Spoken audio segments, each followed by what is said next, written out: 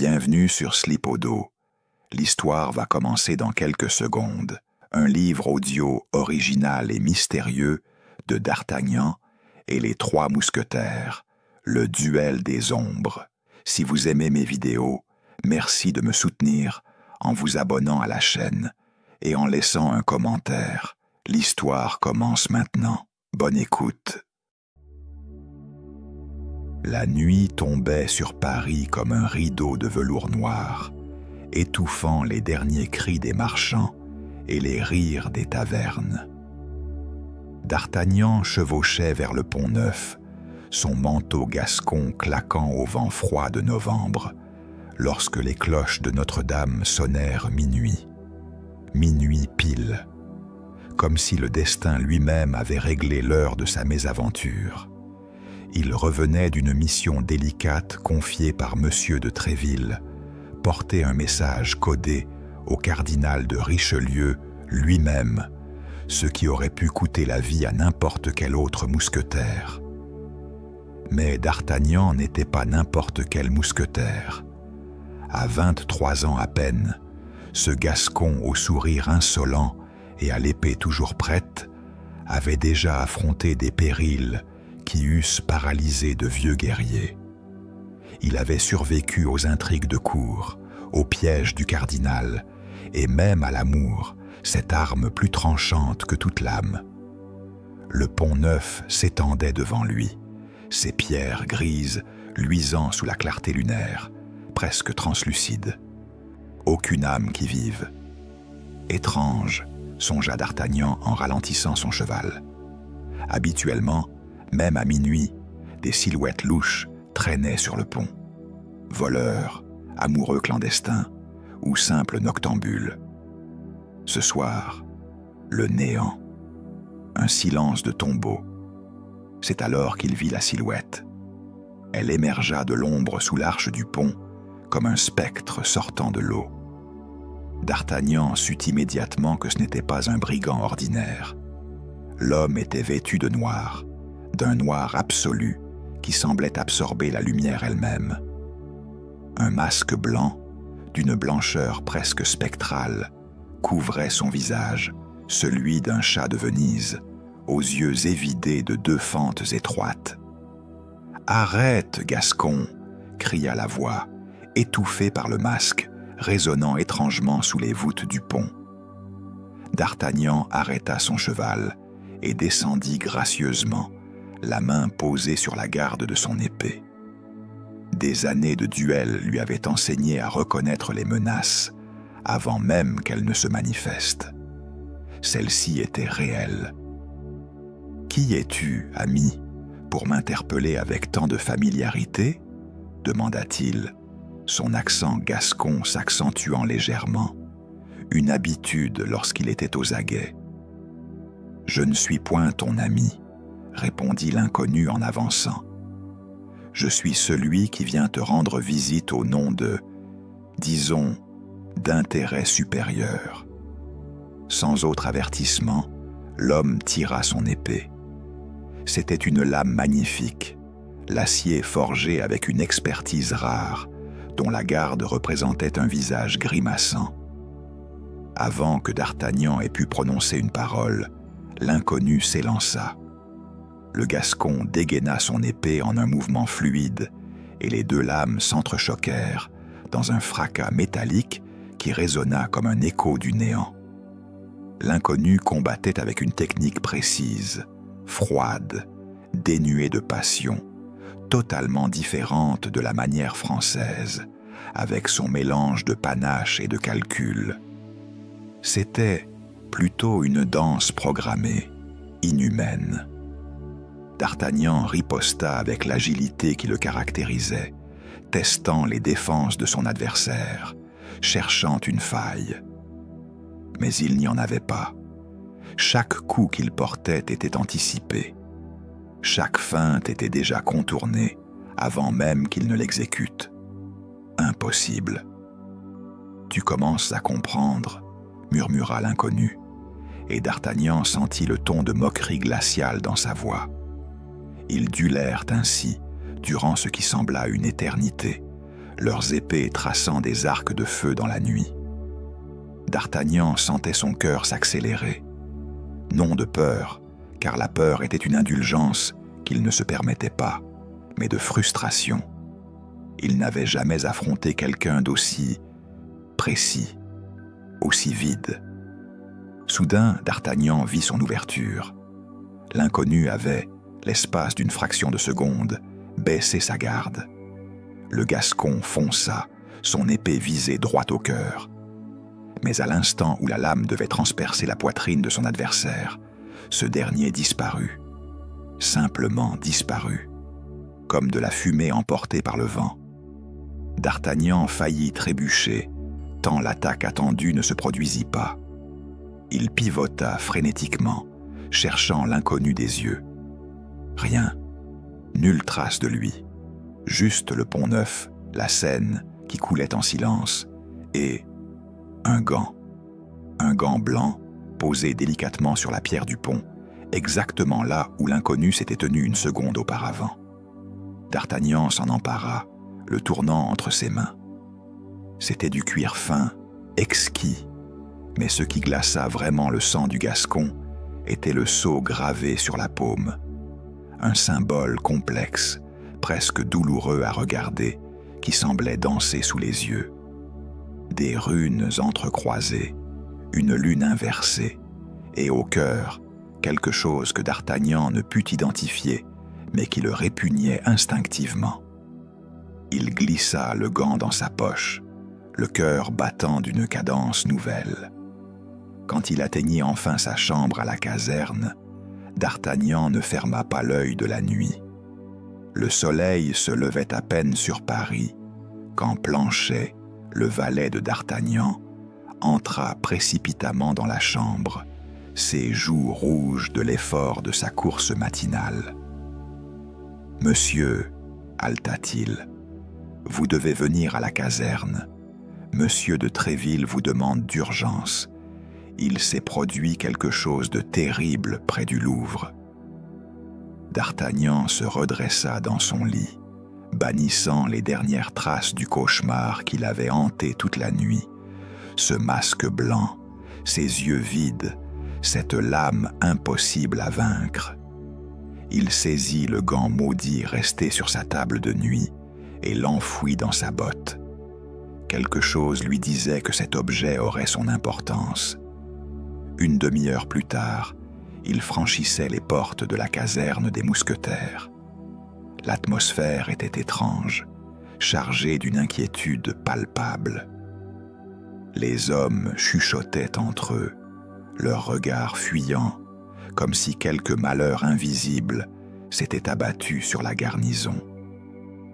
Athos, Porthos et Aramis l'attendaient, déjà dans le bureau de Tréville, leur visage grave. « D'Artagnan, » dit Tréville sans préambule, son regard perçant fixe sur le Gascon. Cette nuit, un gentilhomme de la maison du roi a été découvert mort dans les jardins du Louvre, décédé depuis quelques heures déjà. « Un accident ?» demanda D'Artagnan, bien qu'il devinât déjà que ce n'était pas le cas. « Un duel » répondit Aramis, le poète des Trois Mousquetaires. « Du moins, c'est ce que semblent indiquer les traces. Mais il y a quelque chose de... » il chercha ses mots, « d'anormal dans les circonstances. »« Raconte-moi, » ordonna D'Artagnan, sentant son cœur s'accélérer. Porthos prit la parole, son imposante silhouette se penchant légèrement en avant. Le corps a été découvert par les gardes royaux. L'homme s'appelait le chevalier de Montfaucon, un courtisan sans grande importance, mais loyal à sa majesté. Il tenait quelque chose à la main, un gant blanc. D'Artagnan sentit le sang se retirer de ses joues. « Mais voici l'étrange, » continua Athos, plus calme et réfléchi que les autres. Avant de trépasser, le chevalier a eu le temps de murmurer quelques paroles aux gardes qui l'ont trouvé. Une phrase qu'ils n'ont cessé de répéter depuis ce matin, comme frappé de folie. Laquelle ? Demanda d'Artagnan, déjà sachant ce qu'il allait entendre. J'ai vu mon propre visage me tuer, déclara M. de Tréville, scrutant la réaction du Gascon. Voilà ce que le mourant a crié. J'ai vu mon propre visage me tuer. Le silence s'installa dans la pièce comme une dalle de pierre. D'Artagnan sentit tous les regards converger vers lui. Il sortit lentement le gant de sa botte et le posa sur le bureau de Tréville.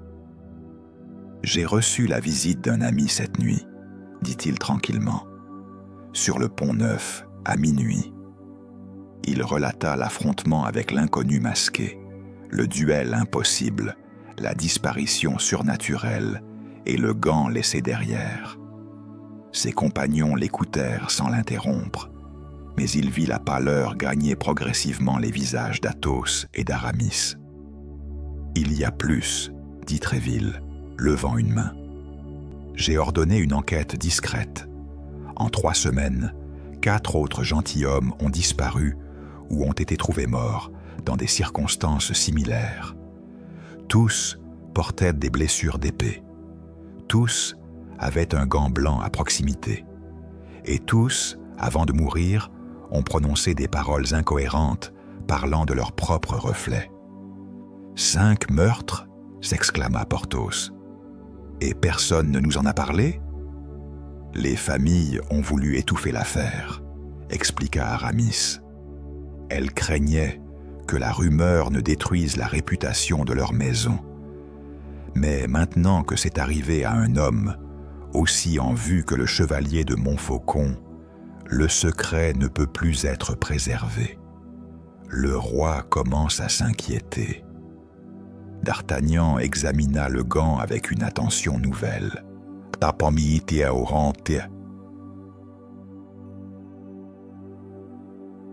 Les autres victimes portaient des gants semblables. « Exactement identiques, » confirma Tréville. « Même cuir, même travail, même sceau. Regarde. » Le capitaine tendit à D'Artagnan un document où était dessiné le symbole. Les mêmes runes entrecroisées, la même lune inversée. C'était terrifiant de voir le même motif sur le papier, comme si ce qui avait semblé une hallucination nocturne prenait soudain réalité. « Il faut interroger les familles des victimes », suggéra Athos. « Peut-être partagent-elles un lien commun, une dette, une vengeance, quelque chose qui pourrait nous éclairer. » « Déjà fait, » dit Tréville. « Elles ne trouvent rien qui les relie. Un tisserand, un magistrat, un chevalier sans terre, un courtisan, et maintenant le chevalier de Montfaucon. Aucune connexion apparente. À moins que le lien soit plus abstrait, » murmura d'Artagnan. « Peut-être sont-ils tous marqués par quelque chose qui ne se voit pas. » Aramis hocha lentement la tête. Le courage, l'honneur, il me semble que tous les hommes morts étaient connus pour leur vaillance. Mais alors, pourquoi d'Artagnan aurait-il survécu ? Interrogea Porthos. S'il est question d'affronter les braves, le Gascon en est certes un. D'Artagnan sentit un frisson glacial parcourir son échine. Il n'avait pas envisagé cette perspective. Il avait survécu par chance, par son instinct, ou parce que l'inconnu n'avait pas eu l'intention de le tuer cette nuit-là. « Je dois visiter le corps du chevalier, » déclara d'Artagnan. « Et je veux également rencontrer les familles des autres victimes. Peut-être remarquerai-je quelque chose que les autres ont manqué. » Tréville acquiesça. « Fais cela. Mais sois prudent, d'Artagnan. Ce que nous affrontons ici n'est peut-être pas simplement un assassin ordinaire. » Alors qu'il quittait le bureau, d'Artagnan glissa le gant dans sa poche. Le cuir était froid, trop froid pour un objet inerte. Il aurait juré sentir une légère pulsation, comme si quelque chose de vivant était enfermé à l'intérieur. Ce soir-là, d'Artagnan commença son enquête. ignorant encore que le plus terrifying était encore à venir. Le brouillard enveloppait Paris comme un linceul. D'Artagnan et Athos traversaient les ruelles tortueuses du Marais, leurs manteaux trempés par l'humidité nocturne, leurs pas résonnant sur les pavés mouillés. C'était 2 jours après la découverte du corps du chevalier de Montfaucon, et les enquêtes auprès des familles n'avaient mené qu'à des impasses. Restait une dernière piste: consulter l'abbé Grimoire, un érudit réputé pour son savoir des sciences occultes et des anciens mystères. « Tu es certain qu'il nous recevra à cette heure ?» demanda Athos, le noble mousquetaire dont les yeux noirs perçaient l'obscurité avec une acuité presque surnaturelle. « C'est une heure peu convenable pour déranger un homme de son érudition. » « Grimoire est un octambule, » répondit d'Artagnan. « Il passe ses nuits à déchiffrer des textes anciens et ses jours à dormir. Nous avons plus de chances de le trouver maintenant qu'en plein midi. » Ils arrivèrent enfin devant une petite maison étriquée, écrasée entre 2 édifices plus imposants, comme si le bâtiment avait été oublié lors de la construction de Paris. La porte était peinte en bleu sombre, presque noire, et ornée de symboles gravés que d'Artagnan ne reconnaissait pas. Des croissants de lune, des étoiles inversées, et une main ouverte dont les doigts semblaient se contorsionner. Athos frappa 3 fois. Un silence absolu suivit. D'Artagnan vérifia que son épée était bien accessible sous son manteau. On ne savait jamais avec les occultistes. Puis la porte s'ouvrit lentement, révélant une silhouette frêle, presque spectrale. L'abbé Grimoire avait l'apparence d'un homme qui avait passé trop de temps entre des pages jaunies. Sa peau était parcheminée, ses yeux étrangement brillants malgré l'obscurité, et ses cheveux blancs retombaient en mèches désordonnées sur ses épaules. « Messieurs les mousquetaires, » dit-il d'une voix qui ressemblait au crissement du papier qu'il manipulait constamment. « Entrez, je vous attendais. » D'Artagnan et Athos échangèrent un regard, mais obéirent. L'intérieur de la maison était un labyrinthe de livres.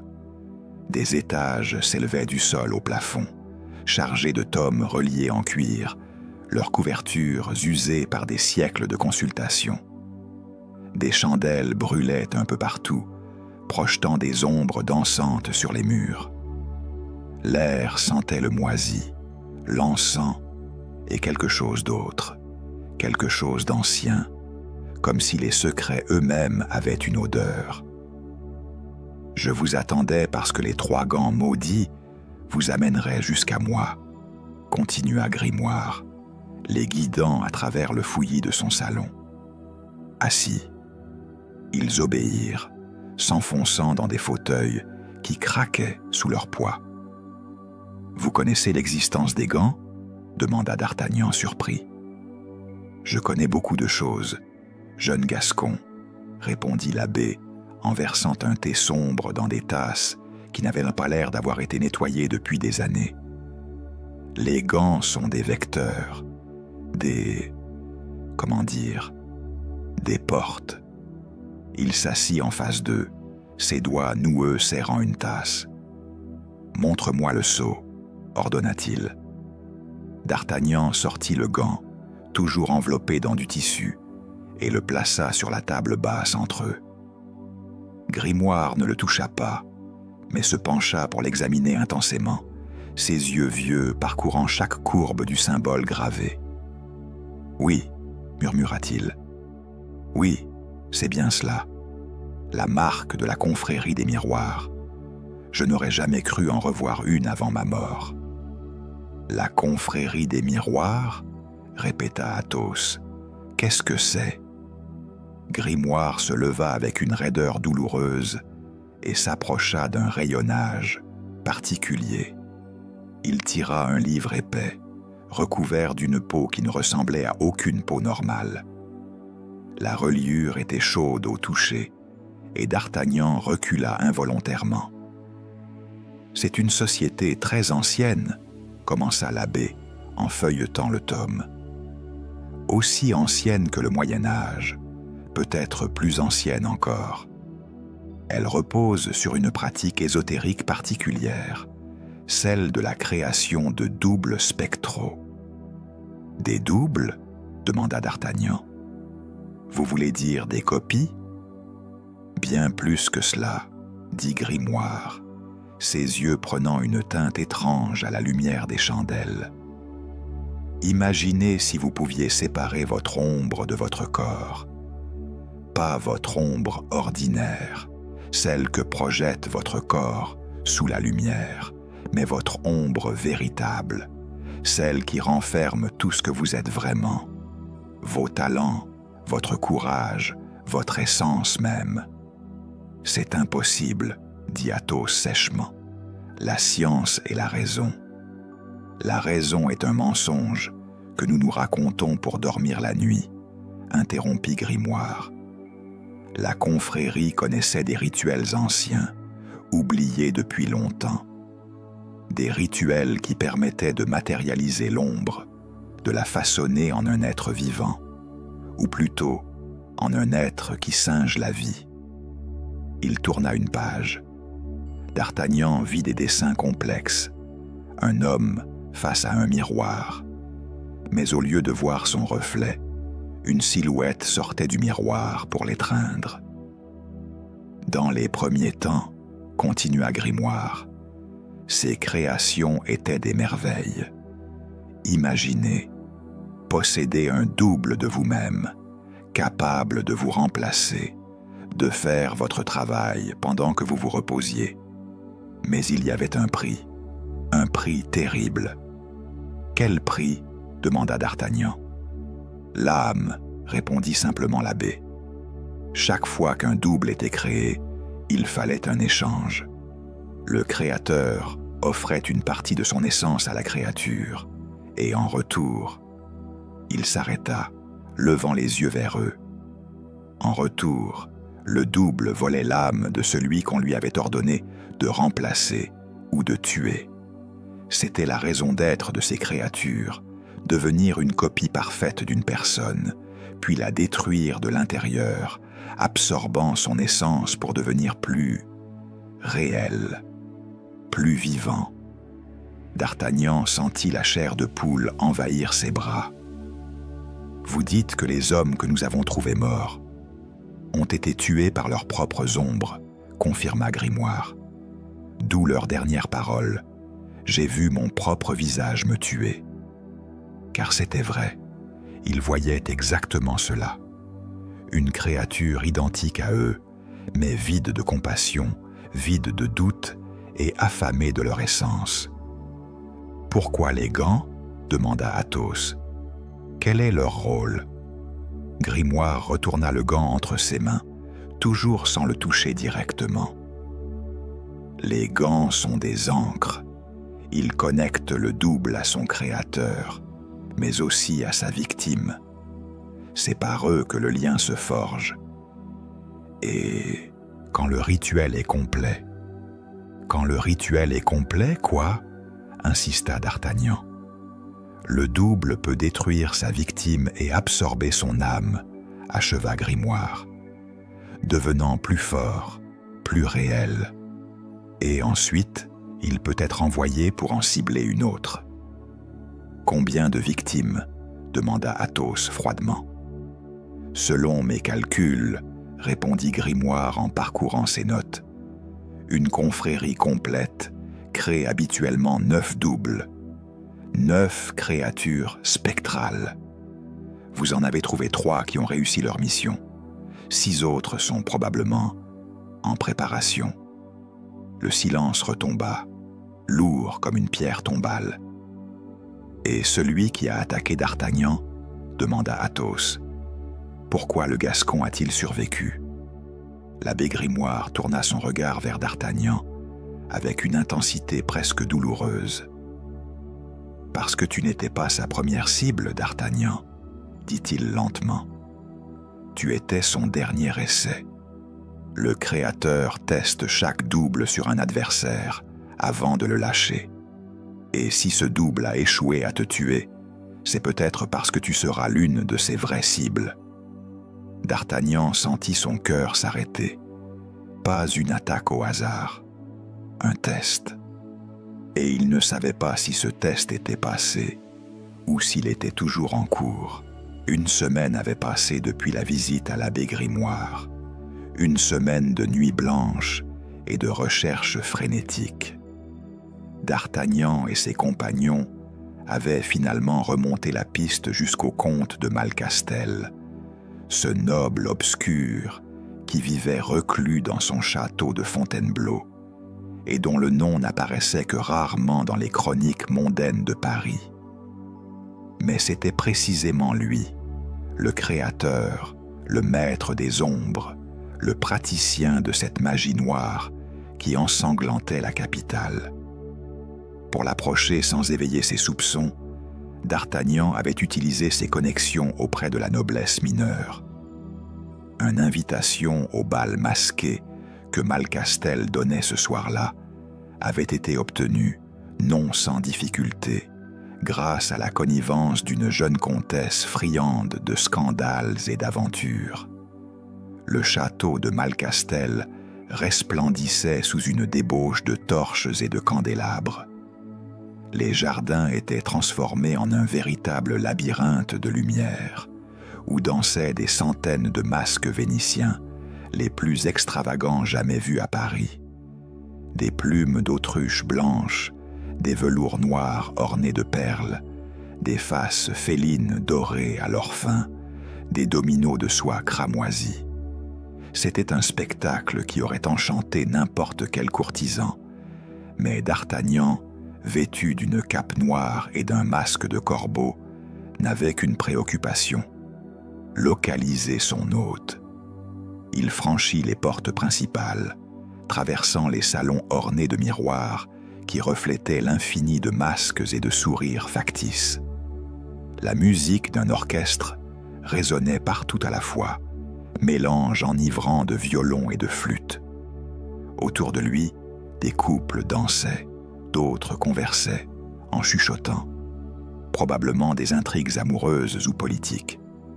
Tout cela sentait la décadence, l'immoralité cachée sous un vernis de raffinement. « Ah, un corbeau !» murmura une voix féminine à son oreille. D'Artagnan se tourna pour découvrir une femme en robe de satin bleu, portant un masque de paon aux plumes iridescentes. Elle était jeune, belle, et ses yeux brillaient d'une malice dangereuse. « Les corbeaux sont des oiseaux de mauvais augure, » continua-t-elle. « Ils prédisent la mort. Êtes-vous venu pour me prédire mon trépas, monsieur? Ou pour vous en épargner un, madame ?» répondit D'Artagnan avec son sourire gascon caractéristique. « Selon vos préférences. » Elle rit, un son cristallin qui aurait pu être charmant si D'Artagnan n'avait senti l'artifice derrière. Tout était faux ici, les rires, les sourires, même les émotions semblaient jouer. Le comte de Malcastel est dans la galerie des miroirs, dit-elle soudainement, son ton changeant du tout au tout. Il y reçoit ses invités les plus particuliers. Vous êtes-vous invité vous-même, Corbeau, ou aviez-vous une recommandation? D'Artagnan sentit son instinct se mettre en alerte. Disons que j'ai été recommandé par une amie. Quelle amie? Demanda-t-elle, et il y avait quelque chose de dangereux dans sa curiosité. Une amie qui préfère rester anonyme, répondit-il prudemment. Comme le veut la tradition des bals masqués, n'est-ce pas? Elle le scruta un long moment, puis sourit à nouveau. La galerie des miroirs, deuxième couloir à droite. Mais prenez garde, Corbeau, tous ceux qui y entrent n'en sortent pas inchangés. D'Artagnan la salua et s'éloigna, son cœur battant à un rythme accéléré. C'était peut-être un piège. Peut-être était-elle une servante de Malcastel, chargée de guider les proies directement vers le prédateur. Mais il ne pouvait reculer maintenant. Il avait une mission. Il suivit ses indications et se retrouva rapidement dans un couloir moins peuplé, éclairé par des candélabres dont les flammes paraissaient bleues. Les murs s'ornaient effectivement de miroirs, des miroirs immenses qui reflétaient son image de corbeau de manière déformée et presque grotesque. Plus il avançait, plus il avait l'impression que les reflets ne lui obéissaient pas parfaitement, comme s'ils adoptaient une vie propre. La galerie des miroirs s'ouvrait devant lui, comme une cathédrale du verre. Des miroirs du sol au plafond, certains convexes, d'autres concaves, créant une distorsion vertigineuse de la réalité. Et là, au centre, seul et immobile, se tenait le comte de Malcastel. Il était tel que d'Artagnan l'avait imaginé, mais bien pire encore. Sa peau était d'une pâleur presque maladive, comme si le sang ne circulait plus réellement dans ses veines. Ses yeux, oh, ses yeux étaient les plus terrifiants, d'un noir absolu, sans iris ni pupille, comme deux trous béants vers l'infini. Il portait un masque blanc, mais un masque qui semblait parfaitement fusionné avec son visage, comme s'il ne l'avait jamais retiré. « Bienvenue, Corbeau », dit-il d'une voix douce mais chargée de menaces. « Je vous attendais. » D'Artagnan sentit son sang se glacer. « Vous m'attendiez ? Vous ne vous en êtes pas rendu compte ?» continua Malcastel en avançant lentement. « Ce bal n'était que pour vous. Tous les autres invités sont des illusions, des mirages créés pour vous distraire. Vous n'aviez Dieu que pour moi, n'est-ce pas ?» D'Artagnan regarda autour de lui. C'était vrai. Il ne se souvenait pas réellement d'avoir vu d'autres visages distincts, juste des ombres, des silhouettes génériques. « Vous êtes le comte de Malcastel, » dit D'Artagnan, dégainant son épée. « Je suis bien des choses, » répondit le comte. « Mais pour vous, je suis celui qui cherche, l'original parfait. »« L'original parfait pourquoi ?» demanda D'Artagnan. Malcastel tourna lentement sur lui-même, regardant les miroirs qui les entouraient. « Regardez autour de vous. Chaque miroir renferme une copie de moi. Des centaines de versions légèrement différentes, chacune testant une variation, une amélioration. Mais depuis que j'ai découvert votre existence, jeune Gascon, je comprends que ce que je cherchais n'était pas une version parfaite de moi-même. C'était une version parfaite de vous. Pourquoi faire ? Pour remplacer le roi, dit simplement Malcastel. Un double de vous, possédant votre courage, votre honneur, votre prestige auprès des mousquetaires et de la cour. Infiltré près de Sa Majesté, il pourrait influencer, transformer, servir les véritables intérêts de la France. Mes intérêts. D'Artagnan sentit l'horreur de ce plan l'envahir. C'était encore pire qu'il ne l'avait imaginé. « Je ne vous laisserai pas faire, » dit-il en levant son épée.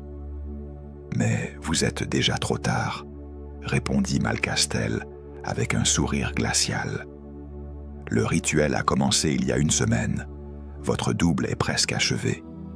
Et vous ?» Il leva la main, et D'Artagnan vit son reflet dans les miroirs s'animer, commençant à sortir lentement du verre.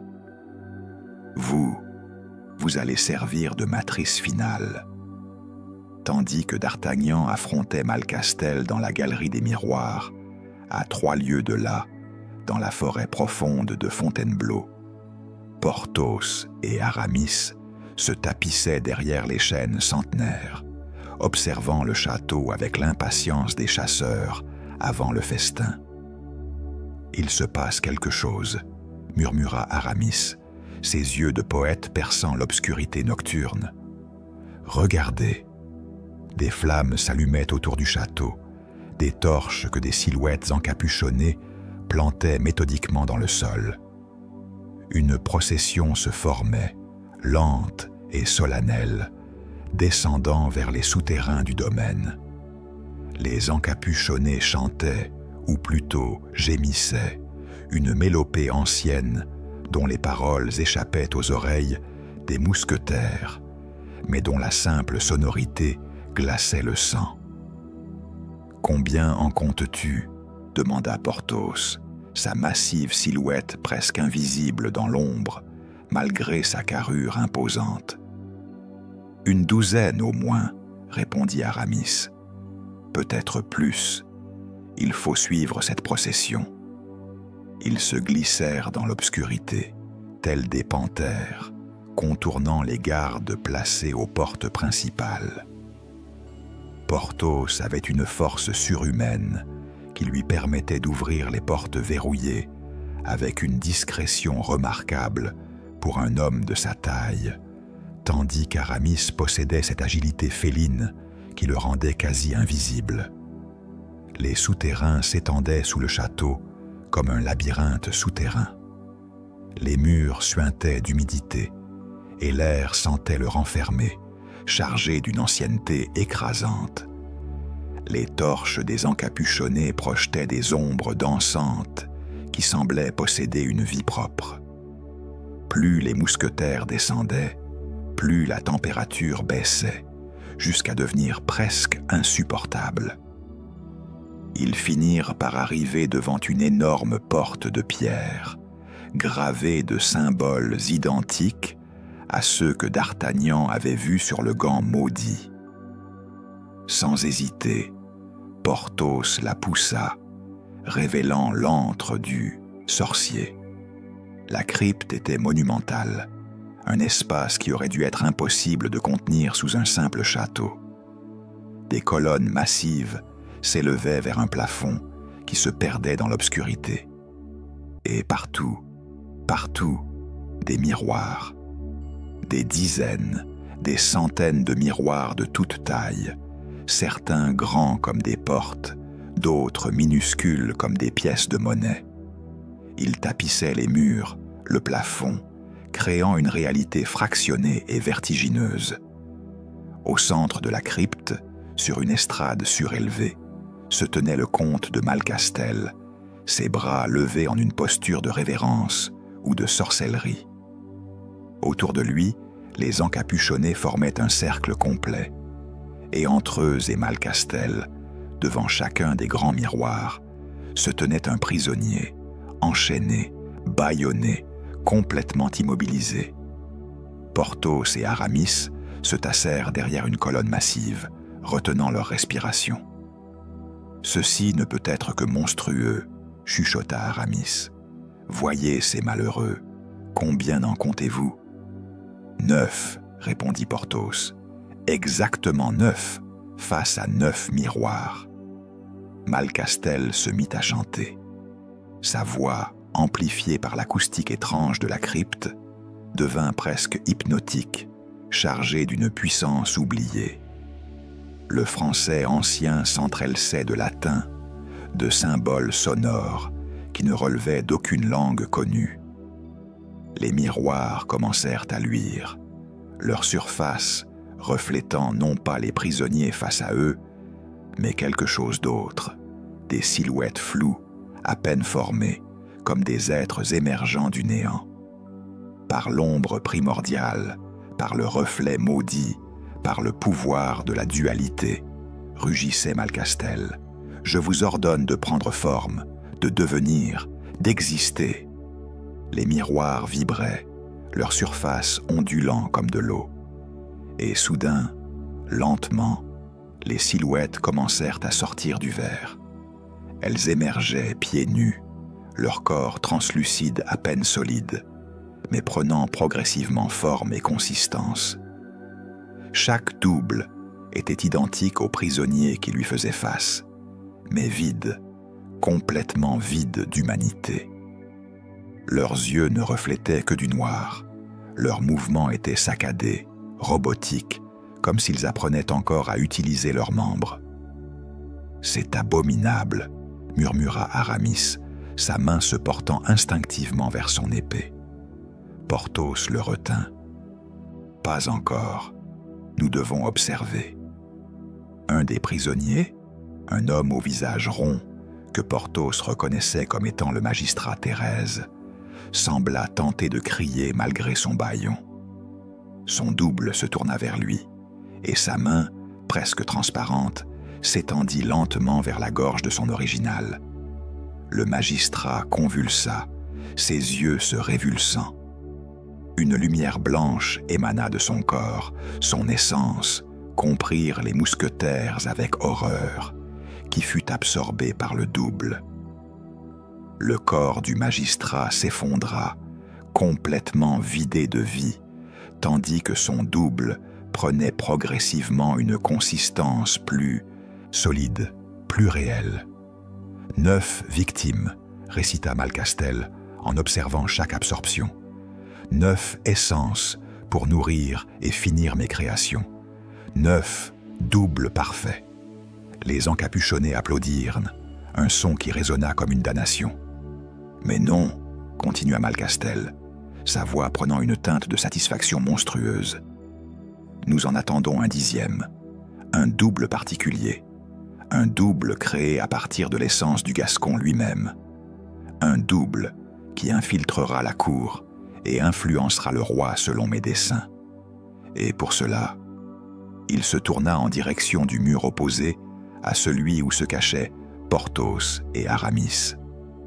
Pour cela, il nous faut d'Artagnan lui-même, le matrice vivante. » C'est à cet instant que Porthos et Aramis réalisèrent l'horreur complète du plan. D'Artagnan n'était pas venu enquêter simplement. Il était venu se jeter directement dans le piège du sorcier. Et probablement, à cette seconde même, il affrontait son propre reflet dans la galerie des miroirs du château. Sans coordonner leurs actions, les 2 mousquetaires se levèrent simultanément de leur cachette. « Assez !» cria Porthos, sa voix remplissant la crypte entière. « Arrête ce rituel maudit, sorcier !» Malcastel se tourna vers eux avec un calme terrifiant, un sourire s'inscrivant lentement sur son visage cadavérique. Les 9 doubles, maintenant complètement formés, complètement solides, se tournèrent également vers les mousquetaires, leurs mouvements parfaitement synchronisés. « Ah !» dit Malcastel, « les compagnons du Gascon, quel bonheur de vous accueillir aussi. Cela rend les choses tellement plus complètes. » Les doubles commencèrent à avancer, leurs épées apparaissant dans leurs mains comme surgies du néant lui-même. Et autour de Porthos et Aramis, les miroirs se mirent à luire de nouveau, leur surface reflétant non plus la crypte, mais des visages qui ressemblaient étrangement aux mousquetaires eux-mêmes. « Vous voyez, » dit Malcastel avec délectation, « ce rituel pouvait accueillir plus de 9 créations. Nous pouvons fabriquer des versions de vous aussi, et elles seront parfaites. » Porthos dégaina son épée massive, et Aramis fit de même. Ils se dos à dos, face à une dizaine d'adversaires qui bougeaient comme des automates de cauchemar. « Aramis, » dit Porthos calmement, « j'ai l'impression que nous avons besoin de d'Artagnan. » « Tout de suite. »« Tout de suite » acquiesça le mousquetaire poète avant de charger en criant le nom de Dieu. D'Artagnan sentit son épée trembler dans sa main. Autour de lui, les miroirs s'illuminaient progressivement, chacun révélant un visage différent, tous des visages qu'il reconnaissait. Le chevalier de Montfaucon, le magistrat Thérèse, le tisserand Dubois, tous les morts dont il avait enquêté la disparition. Mais il y avait d'autres reflets aussi, des visages vivants, des nobles qu'il connaissait par réputation, ou pour les avoir croisés à la cour. Le duc de Lorraine, l'évêque de Beauvais, et le roi lui-même, dont le reflet semblait particulièrement vivant, particulièrement menaçant. « Vous comprenez maintenant ?» dit Malcastel en avançant lentement vers lui. « Tous ces doubles existent déjà.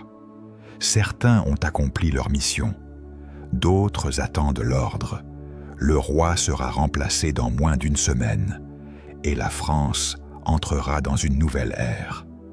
Mon ère. »« Vous êtes fou, » cracha d'Artagnan. « Vous ne pouvez pas remplacer le roi sans être découvert. »« Pourquoi pas ?» demanda Malcastel avec une quiétude terrifiante. « Un double est une copie parfaite. Il possède les mêmes souvenirs que son original, jusqu'au moment où le rituel de séparation a lieu. Il a les mêmes manières, les mêmes tics, les mêmes habitudes. Personne ne remarquera la différence. Et même si quelqu'un la remarque, » il leva la main, et plusieurs des miroirs se brisèrent sous une simple pression de ses doigts. Ceux qui connaissent la vérité ne parleront jamais. D'Artagnan sentit la sueur perler sur son front. Il comprenait maintenant l'ampleur réelle du complot. Ce n'était pas simplement un meurtre en série. C'était une infiltration systématique des plus hauts rangs de l'État français. « Et moi ?» demanda le Gascon. « Pourquoi suis-je si important ?»« Parce que tu es l'original parfait, » répondit Malcastel, avec une délectation qui glaça le sang du jeune homme. « Je te l'ai dit plus tôt, Gascon. J'ai créé de nombreux doubles, des nobles, des magistrats, des guerriers. Mais tous ont eu un défaut. Ils étaient excellents, oui, parfaits dans leurs apparences. Mais il manquait quelque chose, une certaine flamme, un certain panache, une connexion viscérale à la vie elle-même. » Le comte s'arrêta à quelques pas de d'Artagnan, le regardant intensément. « Jusqu'à ce que je te découvre, » continua-t-il, « un jeune Gascon sans fortune, sans titre, sans connexion. Et pourtant, tu as conquis le cœur de la cour. Tu as impressionné les mousquetaires. Tu as gagné le respect du roi lui-même. Comment? Pas par ta richesse, pas par ton statut, mais par quelque chose de bien plus rare et précieux, ton essence, ton courage brut, nu, sans compromis, ton honneur, ton refus de te plier. » D'Artagnan sentit un frisson le traverser. « Vous dites que mes défauts sont mes forces? Je dis que tes défauts sont ta force, » corrigea Malcastel. « Un double de toi, créé à partir de ton essence, serait invulnérable. Il posséderait ton courage légendaire, mais sans tes doutes. Il posséderait ton honneur, mais sans ta conscience.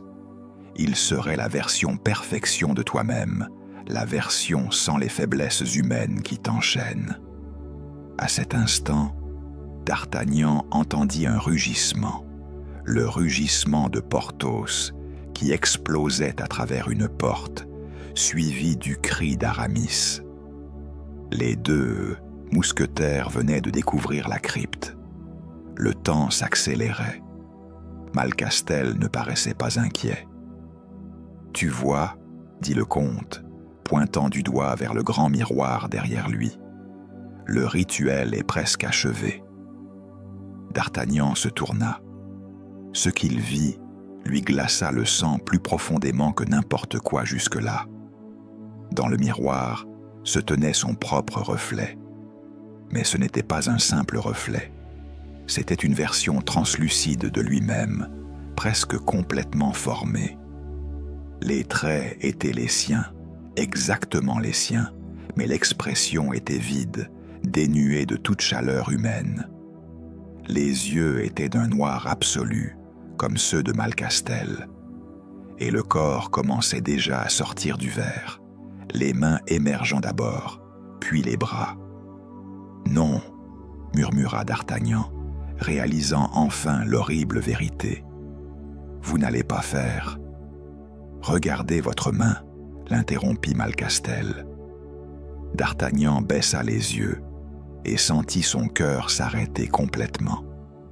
Sur sa paume, le même sceau qui ornait les gants maudits commençait à apparaître, se gravant dans sa peau vivante, comme si du feu le marquait de l'intérieur. « C'est la marque du double », expliqua Malcastel avec une satisfaction monstrueuse.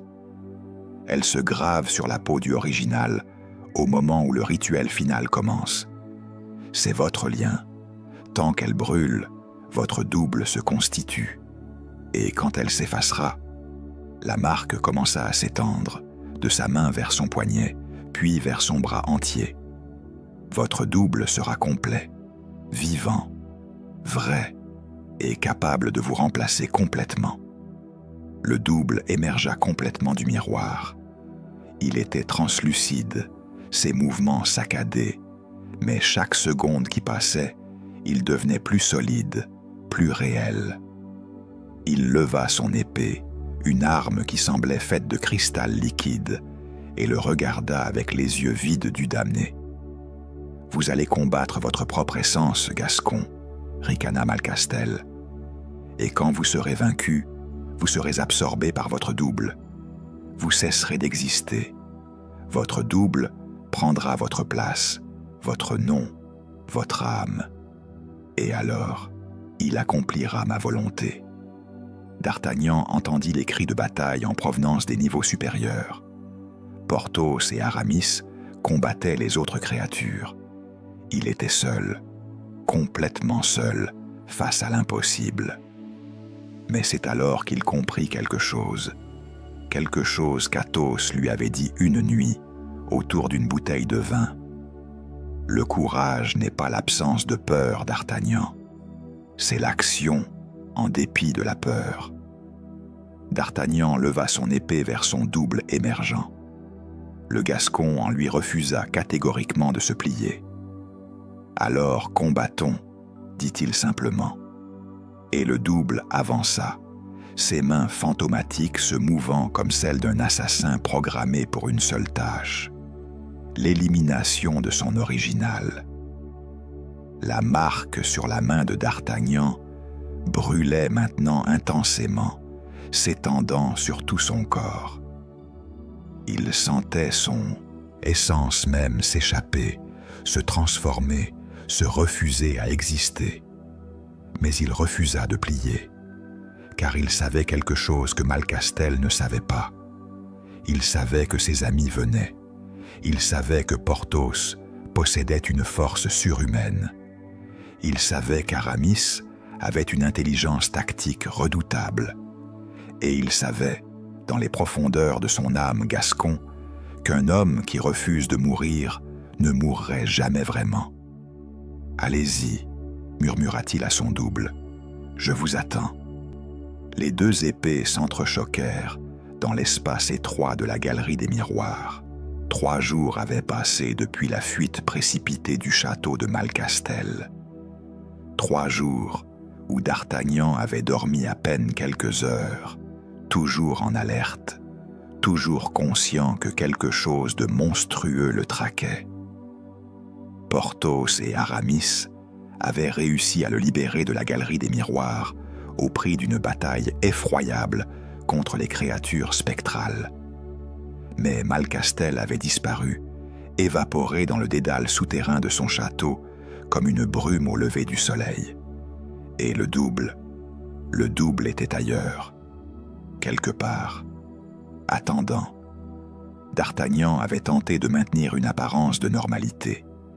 Il s'était présenté à la caserne, avait participé aux patrouilles, avait même assisté à une réception à la cour. Mais il sentait le poids du danger, comme une chaîne invisible autour de son cou. Chaque ombre semblait cacher une menace. Chaque reflet dans une vitre était potentiellement son propre assassin.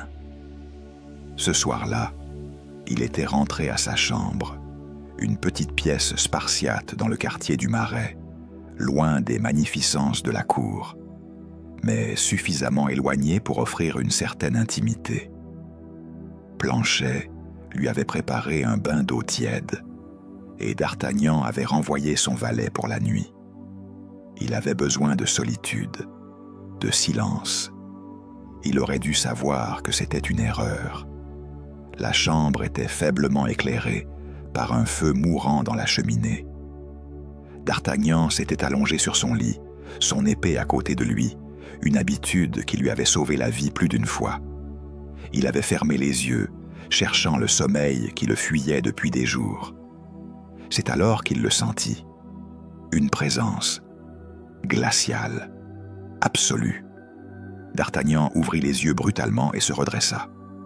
Dans le coin de la chambre, là où se tenait le miroir fixé au mur, une silhouette se formait. Translucide d'abord, puis de plus en plus solide. Le double. C'était exactement comme se regarder soi-même, sauf que ce regard ne contenait aucune émotion, aucune âme. Les yeux étaient noirs, vides, oppressants. Le double portait les mêmes vêtements que d'Artagnan, dégainait la même épée, ou plutôt, une épée qui ressemblait à la sienne, mais dont la lame semblait absorber la lumière au lieu de la réfléchir. « Gascon !»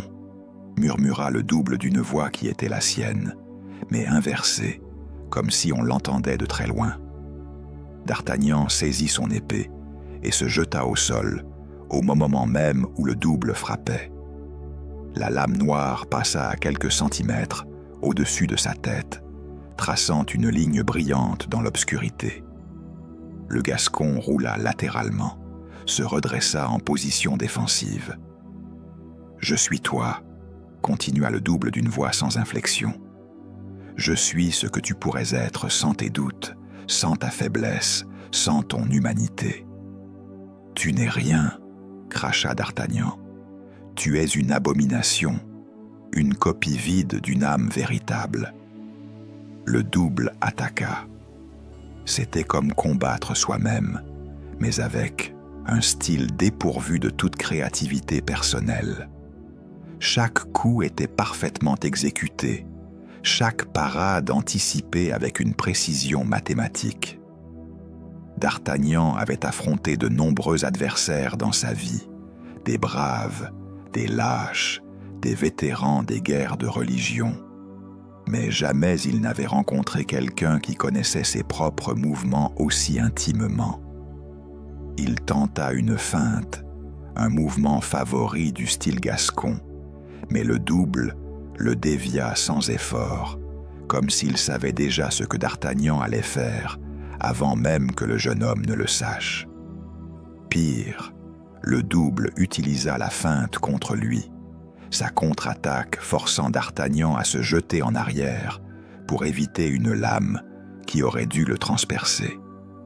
Le sang du Gascon commençait à bouillir.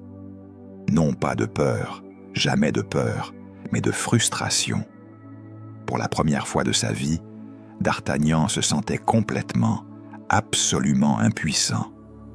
Il ne pouvait pas gagner. Il ne pouvait que retarder l'inévitable. « Tu vois, » dit le double, ses mouvements d'épée devenant de plus en plus agressifs. « Tu vois comment tu es faible ? Je suis capable de tout ce que tu es capable de faire, mais sans les entraves de la conscience.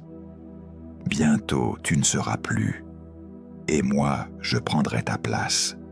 Je serai le vrai d'Artagnan. » Ils duelèrent à travers la chambre, le double le repoussant méthodiquement vers le mur. D'Artagnan sentait ses forces décliner. À chaque coup porté, à chaque parade, il sentait quelque chose s'échapper de lui, comme si le simple contact avec son double le vidait progressivement de son essence. C'est alors qu'il vit son chance. Le double, dans son assurance monstrueuse, avait commis une erreur minuscule, une ouverture à la hauteur de son flanc gauche. D'Artagnan se rua dessus, sa lame visant le cœur de la créature. Pour un instant, l'impossible sembla possible. Mais le double se déplaça avec une vitesse surhumaine, la lame de d'Artagnan frôlant sa poitrine sans la percer. et alors que d'Artagnan était complètement exposé, le double frappa. Son épée noire transperça le bras droit du Gascon, le déchiquetant sauvagement. D'Artagnan cria de douleur, le sang éclaboussant le plancher de bois. « C'est fini », dit le double simplement. Il leva son épée pour le coup final. C'est à cet instant qu'un cri retentit, un cri qui ne venait pas de d'Artagnan. « Au diable, créature maudite !» Grimaud, le valet farouche et muet qui servait Athos, surgit dans la chambre. Dans ses mains, il tenait un lourd tabouret de bois. Sans hésiter, sans crainte, Grimaud le projeta directement vers le grand miroir mural. Le tabouret percuta le miroir de plein fouet. Le verre explosa en 1000 fragments, chacun reflétant une étincelle de la lumière du feu mourant.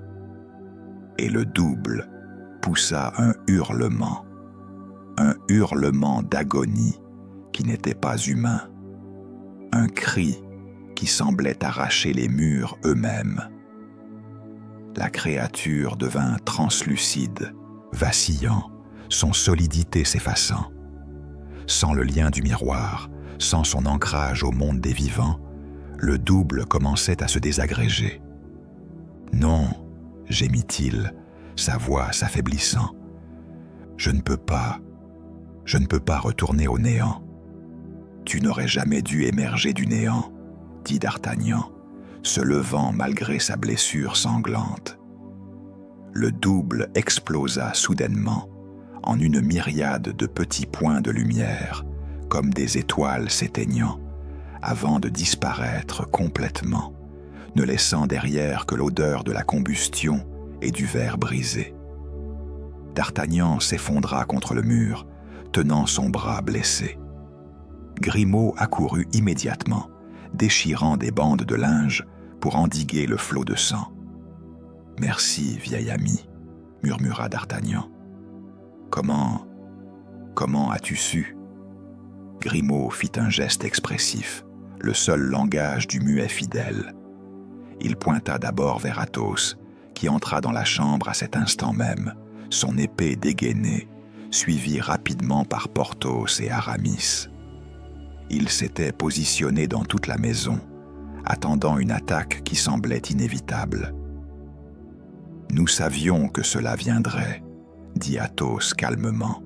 « Et nous savions que tu ne pourrais pas le combattre seul. » D'Artagnan regarda ses 3 compagnons, ses véritables compagnons, porteurs d'âme réelle, d'honneur véritable, et sentit quelque chose se ranimer en lui. Le doute avait commencé à s'installer dans son cœur, mais les 3 mousquetaires lui rappelaient une vérité simple. On n'était jamais seul quand on avait des amis. « Il y en aura d'autres, » dit d'Artagnan, fixant les restes du miroir brisé. « D'autres doubles. »« Alors nous les combattrons, » répondit simplement Porthos. « Ensemble. » L'aube se levait à peine sur Paris, quand d'Artagnan, le bras bandé, mais la détermination intacte, se présenta devant le bureau de M. de Tréville. Ses 3 compagnons l'accompagnaient. Athos avec son flegme habituel, Porthos avec son impatience guerrière, et Aramis avec l'inquiétude de celui qui voit trop clairement les conséquences. Tréville levait à peine les yeux de ses documents quand d'Artagnan entra sans frapper. « Gascon, ton bras, » commença le capitaine. « Capitaine, nous avons découvert quelque chose qui pourrait coûter la vie au roi, » l'interrompit d'Artagnan sans préambule. Tréville reposa son plume avec une lenteur délibérée.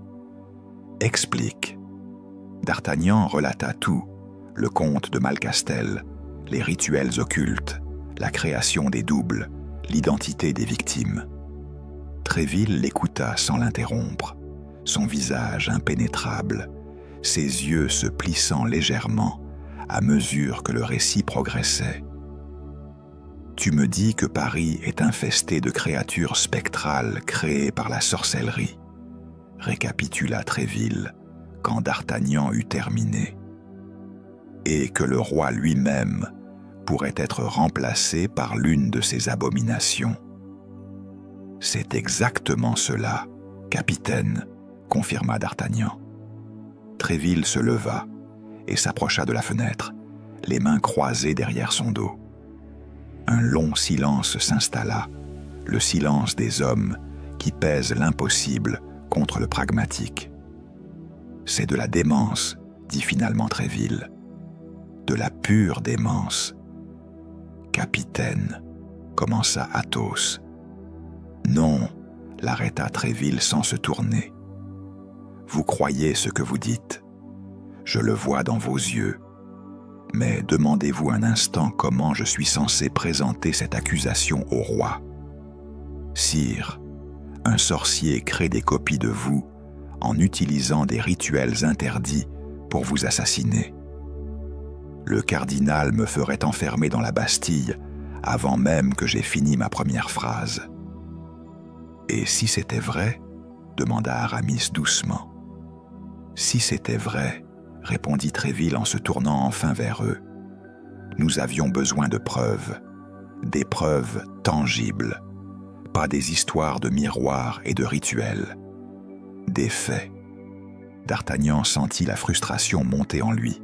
« Capitaine, le double de d'Artagnan a attaqué cette nuit. Il était... »« Était ?» demanda Tréville. « Il n'est pas détruit alors ?»« Grimaud a brisé le miroir qui le liait à ce monde, » expliqua Athos. « Cela l'a affaibli suffisamment pour qu'il disparaisse.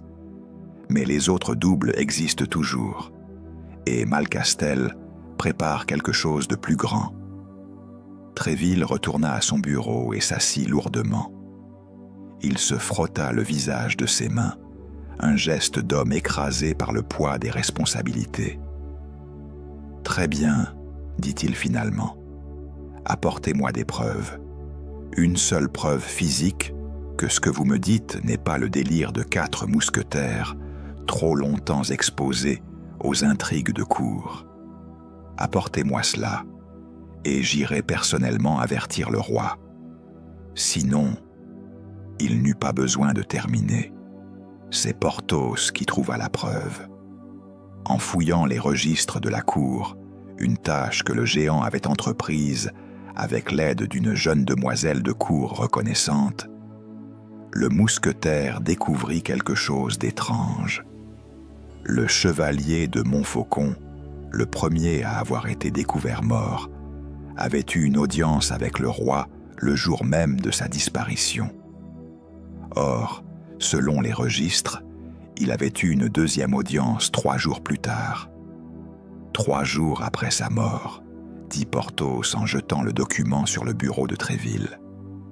Le même homme, ou quelqu'un qui prétendait l'être, a eu une audience royale. Tréville se pencha sur le document. Son expression changea. « Sait-on de quoi il était question lors de cette audience ? » « Les registres ne le précisent pas, » répondit Aramis. Mais selon la chambellan, le chevalier semblait étrangement calme, presque absent, et il a murmuré quelque chose au roi qui l'a fort troublé. « Quoi ?» demanda Tréville. « Un seul mot. Demain. » Le silence retomba, plus lourd cette fois. Tréville se leva brusquement. Ses yeux s'écarquillant légèrement, le premier véritable signe d'émotion que d'Artagnan lui ait vu. « Quand a eu lieu cette audience ?» demanda-t-il. « Il y a 4 jours, » répondit Porthos. « Ce qui signifie que le roi a reçu ce message demain, il y a 4 jours. Donc demain est aujourd'hui, » termina d'Artagnan. Tréville se rua vers la porte. « Viens avec moi, Gascon. Les 3 autres, allez vérifier si d'autres doubles ont eu des audiences royales dans la semaine. » D'Artagnan suivit Tréville à travers les corridors du palais du Louvre. Le capitaine avançait avec la détermination d'un homme qui n'avait plus le choix de croire. Ils arrivèrent aux appartements royaux, juste au moment où le roi sortait de sa chambre, ou plutôt, où quelque chose qui avait l'apparence du roi en sortait. « Sire, dit Tréville en s'inclinant, pardonnez mon impertinence, mais nous devons discuter d'une affaire de sécurité extrême. » Le roi, ou le double, se tourna vers eux. D'Artagnan sentit immédiatement quelque chose d'anormal. Le regard était vide, presque vitreux. Le sourire était trop régulier, trop parfait, comme celui d'une marionnette. « Monsieur de Tréville, » dit le double d'une voix qui était celle du roi, mais vidée de toute chaleur personnelle. Et le jeune Gascon, comme c'est opportun. « Sire, » continua Tréville, ignorant ce ton étrange, « nous devons vous demander de vous soumettre à un examen, pour des raisons de sécurité. »« Un examen ?» demanda le double. « Quelle sorte d'examen ?»« Un examen simple, » intervint d'Artagnan. « Pouvez-vous nous dire quel était le nom du cheval que vous aviez quand vous aviez 10 ans ?» Le double hésita, une hésitation imperceptible, mais présente. « Mon cheval s'appelait Étoile. » D'Artagnan et Tréville échangèrent un regard. Le roi véritable s'était assuré que très peu de personnes connaissaient ce détail. Le fait que le double l'ait connu était une preuve qu'il possédait les souvenirs du roi original. « Sire, nous avons des raisons de croire que vous pourriez ne pas être, » commença Tréville. Mais avant qu'il ne puisse terminer, le double se transforma. Sa peau devint translucide, ses yeux se noircirent complètement, et son sourire devint terrible, un rictus démoniaque. « Trop tard, » dit-il d'une voix qui n'était pas la sienne, une voix qui semblait venir de très loin. « Le roi sera remplacé ce soir lors de la cérémonie de l'Eucharistie, et personne ne remarquera la différence. Malcastel peut maintenant... » Mais le double n'eut pas le temps de terminer sa phrase. D'Artagnan avait dégainé son épée et l'avait plongée directement à travers le cœur de la créature. Le double poussa un hurlement inhumain, se désagrégeant en particules de lumière noire. Tréville regarda d'Artagnan avec une expression nouvelle, un mélange de dégoût et de compréhension forcée. « Gaz, » dit-il simplement, « il y a maintenant un problème. Le roi véritable, où est-il » C'est à cet instant qu'un cri retentit dans les couloirs du palais, le cri d'une garde royale découvrant quelque chose d'horrible. On avait retrouvé le roi véritable, inconscient, enfermé dans un placard derrière ses propres appartements. Et il était vif, mais très affaibli, comme si sa vie même lui avait été partiellement vidée. « Cherchez Malcastel, » ordonna Tréville à d'Artagnan.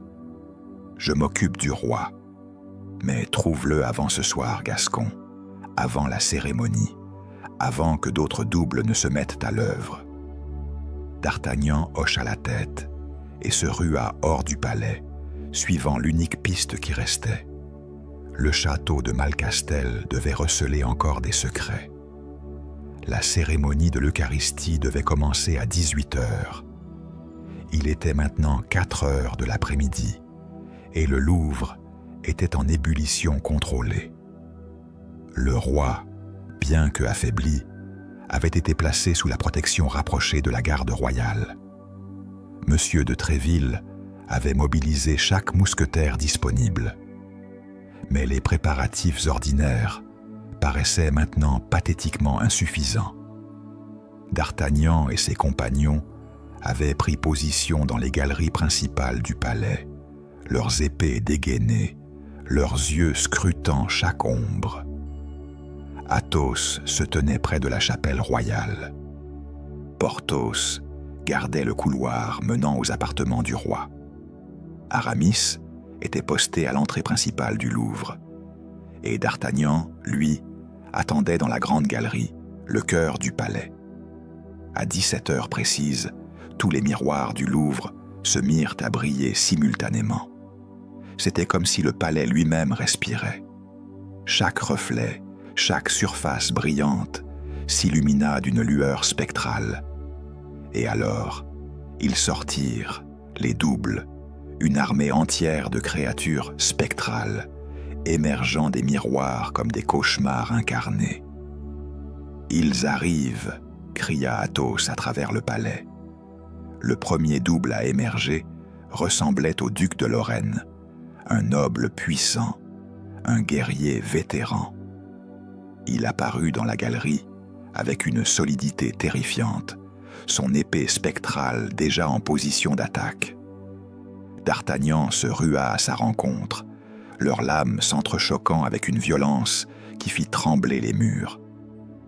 Mais le duc n'était que le début. Deux autres doubles surgissaient par une fenêtre, des créatures qui avaient autrefois été des officiers de la garde royale. Ils étaient parfaitement coordonnés, se mouvant comme une unité programmée.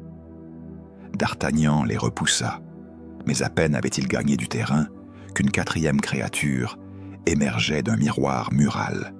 « À l'aide !» cria-t-il. Porthos arriva en trombe, sa puissance surhumaine balayant deux des doubles en arrière. L'un d'eux, frappé de plein fouet, se désintégra en particules de lumière. Mais 5 autres émergeaient déjà des surfaces brillantes, des courtisans, des chevaliers, même une femme portant la robe d'une dame de la cour. Dans la chapelle royale, Athos combattait 3 doubles simultanément, ses mouvements précis et économes contrastant avec l'agressivité déstructurée de ses adversaires spectraux. Mais même Athos sentait la pression augmenter. Chaque double était un guerrier compétent. Après tout, ils possédaient les souvenirs et les techniques de leurs originaux. Aramis, à l'entrée principale, avait barricadé les portes, mais plusieurs doubles émergeaient déjà des miroirs de la salle d'accueil. Le poète mousquetaire combattait avec l'élégance qui le caractérisait, utilisant les colonnes et l'architecture du palais à son avantage. Mais il ne pouvait pas tenir indéfiniment. « Le roi !» hurla Tréville du couloir nord. « Ils cherchent à atteindre le roi !» D'Artagnan sentit son cœur s'accélérer. 3 doubles avançaient vers les appartements royaux, contournant Porthos, qui était engagé dans un combat féroce. Le moment critique était arrivé. C'est à cet instant que D'Artagnan vit Malcastel. Le comte de Malcastel apparut au sommet de la grande galerie, descendant lentement les escaliers, comme un fantôme qui prenait enfin forme solide. Son corps était translucide, mais sa présence était écrasante. Et dans ses mains, il tenait un miroir ancien, massif, orné de symboles qui semblaient brûler avec une lumière bleue acide. « Le miroir maître », murmura D'Artagnan. « C'est par lui que tous les autres sont contrôlés. » Il comprenait maintenant ce qui devait être fait. Mais cela signifiait abandonner sa position. Cela signifiait que le roi serait à découvert. « Tréville !» cria-t-il. « Je vais affronter Malcastel, protéger le roi. »« D'Artagnan, non !» hurla Athos. Mais le Gascon avait déjà commencé à avancer vers les escaliers. Il devait détruire le miroir maître. C'était le seul moyen. Malcastel sourit, ce même sourire terrible qui hantait les cauchemars du Gascon. « Enfin, dit-il, le moment de vérité. Tu acceptes de sacrifier tout pour sauver le roi. C'est précisément ce que j'attendais. » D'Artagnan gravit les escaliers, sentant la puissance de Malcastel l'écarter comme un vent mauvais. À chaque marche, il avait l'impression de combattre l'air lui-même. Derrière lui, dans la grande galerie, Porthos monta une défense herculéenne, bloquant l'accès aux appartements royaux. 2 des 3 doubles destinés au roi s'effondreront sous ses assauts féroces. Mais le troisième, un créature qui avait jadis été un garde du cardinal, le repoussa impitoyablement. Aramis, réalisant le danger, abandonna sa position à l'entrée et se rua vers le roi. Il arriva juste à temps pour bloquer le double qui s'apprêtait à percer la porte des appartements. Les deux adversaires se mesurèrent dans un combat féroce, Aramis utilisant l'espace limité du couloir à son avantage.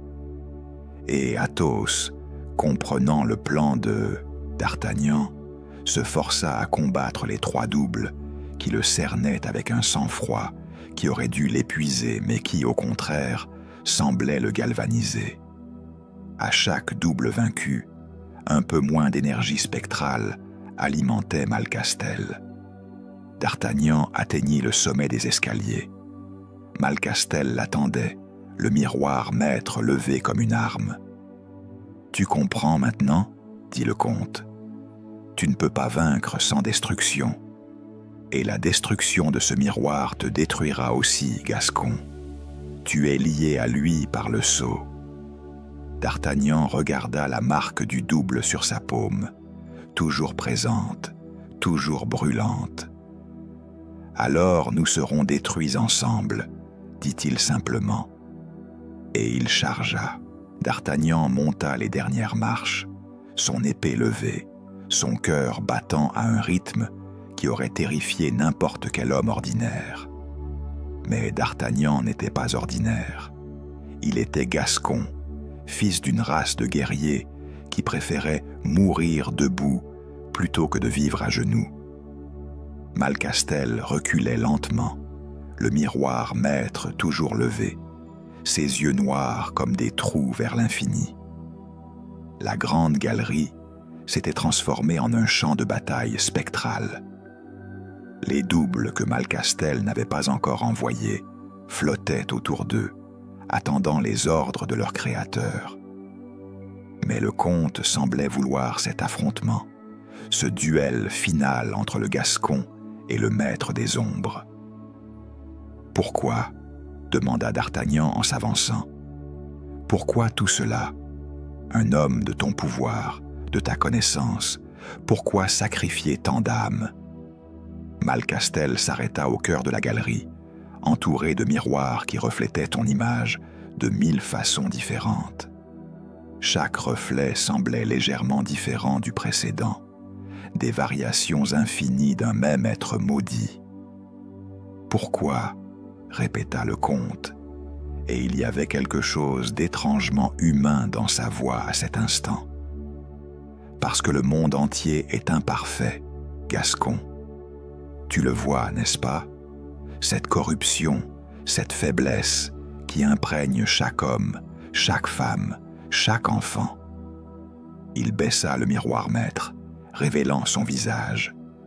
Et pour la première fois, D'Artagnan vit quelque chose d'autre que la pâleur cadavérique du sorcier. Il vit la cicatrice qui barrait son front, le creux de ses joues qui parlait de privation, les yeux qui avaient vu trop de souffrance.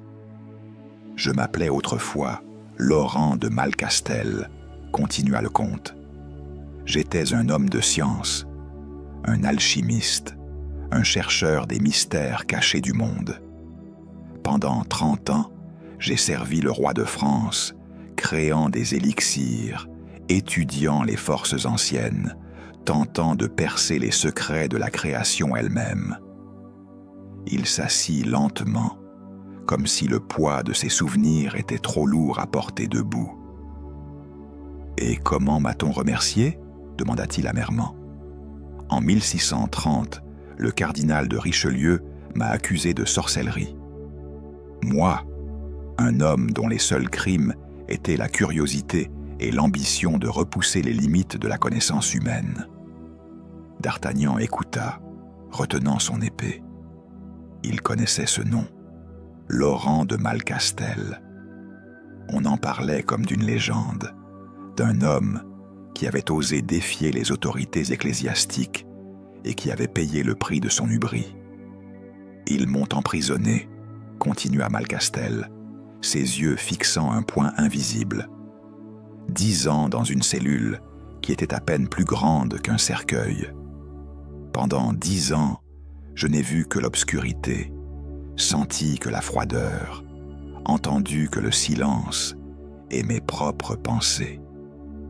Et dans cette obscurité, j'ai compris quelque chose d'essentiel.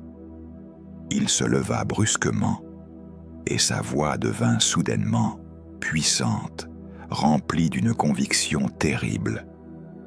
La perfection n'existe pas dans ce monde brisé, mais je pouvais la créer. Je pouvais créer des êtres sans faiblesse, sans doute, sans les imperfections qui pourrissent l'humanité de l'intérieur. Et avec ces êtres parfaits, je pourrais transformer le monde, éliminer la corruption, détruire la faiblesse morale, établir un nouvel ordre où seuls les purs subsisteraient. « Tu es fou, » dit D'Artagnan simplement. « La perfection sans âme n'est que mort. Tes créatures ne sont que des cadavres animés. » « Exactement, » répondit Malcastel avec un sourire douloureux. « Des cadavres sans les chaînes de la conscience morale, sans la culpabilité, sans la compassion, sans les émotions qui paralysent les véritables guerriers.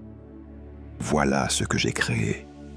Et avec le double du roi, j'aurais pu transformer la France entière. » D'Artagnan sentit quelque chose remuer en lui, non pas de la pitié, car Malcastel avait perdu tout droit à la sympathie le jour où il avait commencé ses meurtres, mais une compréhension. Un homme brisé par l'injustice, transformé par la douleur en quelque chose d'encore plus monstrueux. « Alors commençons notre duel, » dit D'Artagnan. Malcastel leva le miroir maître. « Non d'épée seule, ceci sera un duel de volonté, un duel où l'épée n'est que le reflet de nos âmes. » Et soudain, D'Artagnan sentit une pression écrasante exercée sur son esprit. Malcastel utilisait le miroir comme une arme psychique, tentant de paralyser la volonté du Gascon, de transformer son corps en marionnette inerte.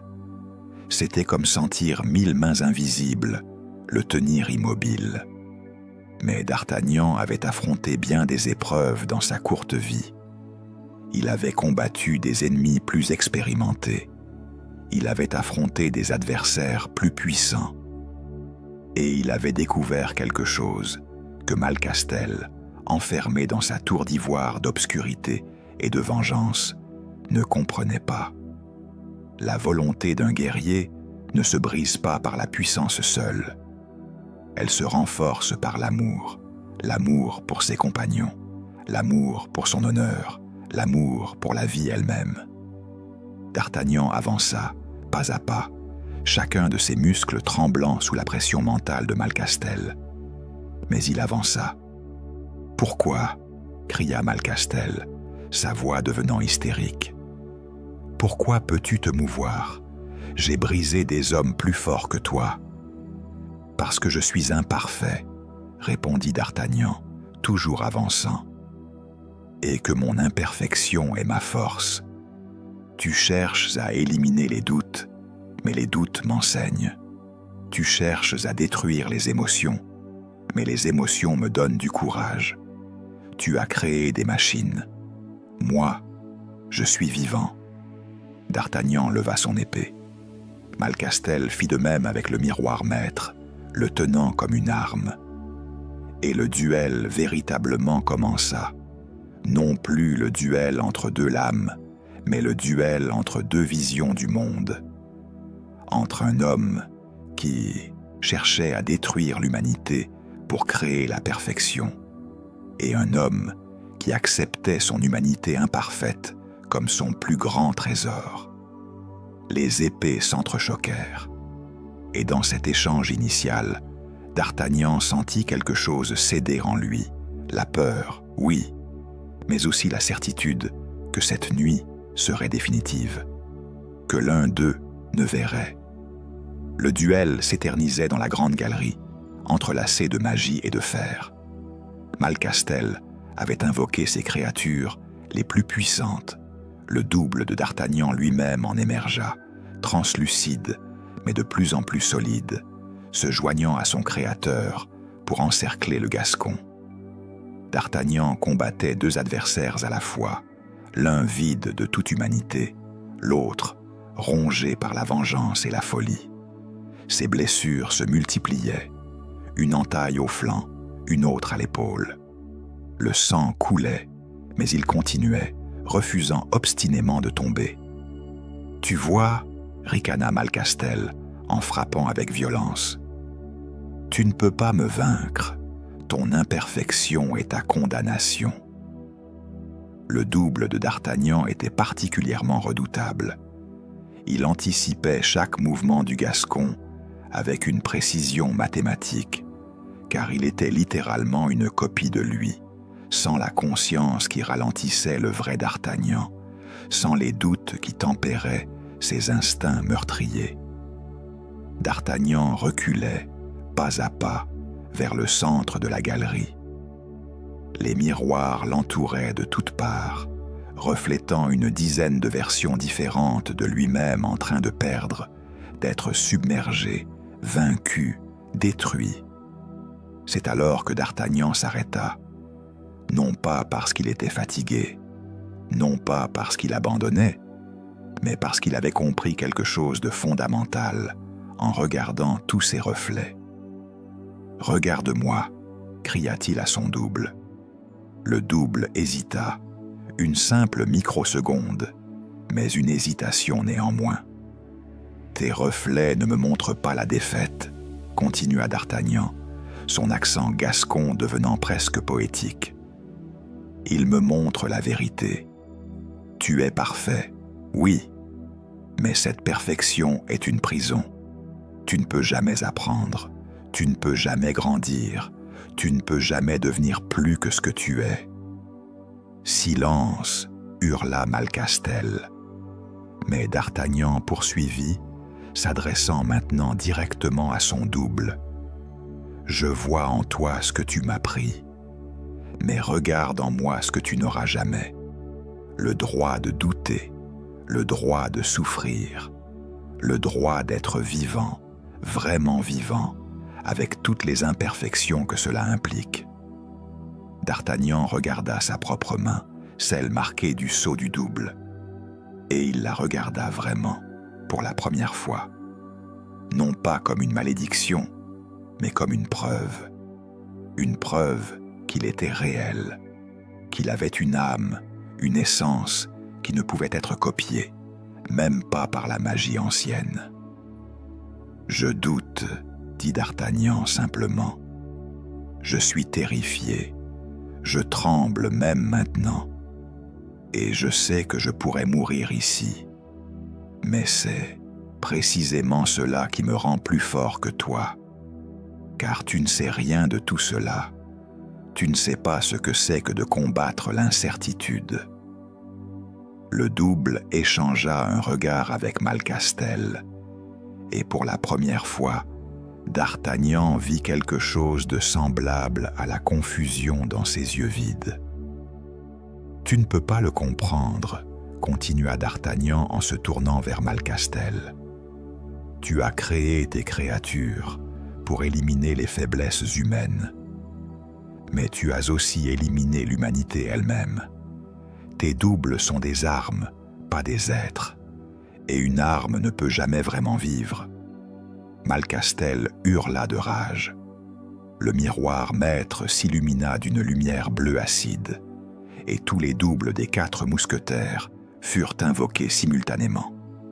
Des versions spectrales de Porthos, Aramis et Athos émergèrent des miroirs, ajoutant à la confusion et à la violence de la galerie. Mais quelque chose avait changé. Le doute, ce même doute que Malcastel cherchait à éliminer, commençait à infiltrer ses créations. Le double de D'Artagnan hésitait maintenant dans ses attaques. Les autres doubles montraient des signes de ralentissement, comme si les instructions de leur créateur n'étaient plus aussi claires. D'Artagnan plongea au cœur de la mêlée, non pas en cherchant à détruire les doubles, c'était impossible, mais en cherchant Malcastel lui-même. Il devait atteindre le comte. Il devait briser le lien qui animait ces créatures. « Non !» cria Malcastel, réalisant l'intention du Gascon. Mais d'Artagnan était plus rapide. Il dévia une attaque du double, se glissa entre deux autres créatures et s'élança directement sur Malcastel. Le comte leva le miroir maître pour se défendre, mais le Gascon frappa avec toute la puissance et toute la rage de sa jeunesse. L'épée de d'Artagnan percuta le miroir maître de plein fouet.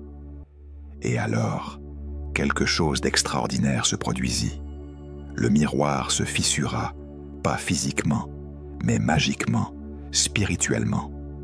Une fissure d'or parcourut sa surface, suivie d'une seconde, puis d'une troisième. Chaque fissure brillait avec la lumière de l'essence vivante, la lumière de l'âme humaine que le miroir avait absorbée. « Non !» hurla Malcastel, « tu ne comprends pas ce que tu fais. »« Je comprends parfaitement, » répondit d'Artagnan. Le miroir explosa en 1000 éclats de lumière blanche, et avec chaque éclat, un double se désintégra. Le double de d'Artagnan poussa un hurlement qui n'était pas tout à fait inhumain, comme s'il sentait enfin quelque chose, ne serait-ce qu'un instant, avant de disparaître complètement. Les miroirs de la galerie commencèrent à exploser en succession, d'abord lentement, puis avec une accélération terrifiante. Chacun d'eux avait été contaminé par la rupture du miroir maître. Chacun portait la marque de la destruction magique. Malcastel se leva, et pour la première fois, d'Artagnan vit la vraie nature du comte. Sa peau se dessécha, révélant l'os en dessous. Ses yeux se remplirent de larmes, des larmes qui brûlaient, comme du feu, en descendant ses joues. « Tu m'as volé mon œuvre », murmura-t-il d'une voix brisée. « Mon chef-d'œuvre. »« Non », dit d'Artagnan le souffle court. « Je t'ai sauvé. » Et le dernier miroir, le plus grand, celui qui dominait la galerie, explosa dans une cascade de verre et de lumière. Dans l'explosion, Malcastel disparut, non pas détruit, mais aspiré quelque part, dans le néant d'où ces créatures avaient été nées. Les doubles disparurent. L'énergie spectrale qui avait imprégné le Louvre s'évapore. Et soudainement, la galerie fut silencieuse, vide, ordinaire. D'Artagnan s'effondra à genoux, son épée tombant de sa main tremblante. La marque du double sur sa paume commença à s'effacer, s'évanouissant comme de la fumée. Porthos, Aramis et Athos arrivèrent en courant, leurs épées encore dégainées, leurs vêtements déchirés et ensanglantés. Ils s'agenouillèrent autour de d'Artagnan, le trouvant vivant mais épuisé. « C'est fini ?» demanda Athos. D'Artagnan hocha la tête lentement. « Oui, » murmura-t-il, « c'est fini. » Dans les ruines de la grande galerie, parmi les éclats de verre éparpillés comme des diamants brisés, Malcastel réapparut. Il n'était plus le sorcier majestueux, le maître des ombres qui avait terrorisé Paris. Il était maintenant un homme, simplement un homme, privé de ses pouvoirs spectraux, dépouillé de la magie ancienne qu'il avait soutenue durant des décennies. Ses cheveux blancs retombaient en mèches désordonnées sur ses épaules.